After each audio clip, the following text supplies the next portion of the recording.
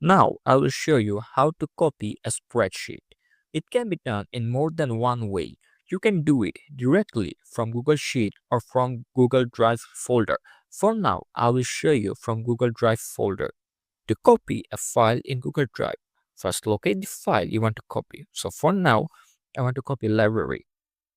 Click the three dots, more actions, and click make a copy. You can see a pop-up on the bottom left.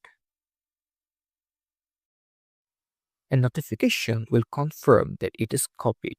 Reload the page. It will have the exact same name as the original but prefixed with copy of. If you want to rename this, click more actions and rename it. For now, I will name it library 2 and hit enter. This is how you copy a spreadsheet.